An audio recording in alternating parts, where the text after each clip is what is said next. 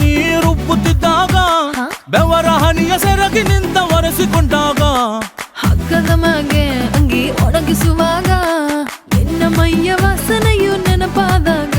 ಎರಡು ಕೈಯ ನೆತ್ತಿ ನೀನು ಜಡಿಸುತ್ತುವಾಗ ದಿಮ್ಮನಪ್ಪಿಕೊಂಡು ನಿದ್ದೆ ಮಾಡುವಾಗ ಸುಸ್ತಾಗೋಗಿ ನೀನು ಆಕಲಿಸುವಾಗ ಬತ್ತವಲ್ಲ ಫೀಲಿಂಗ್ಸು ಬಂದು ಮುಚ್ಚಾಗ್ತಾವೆ ಫೀಲಿಂಗ್ಸು ಬತ್ತವಲ್ಲ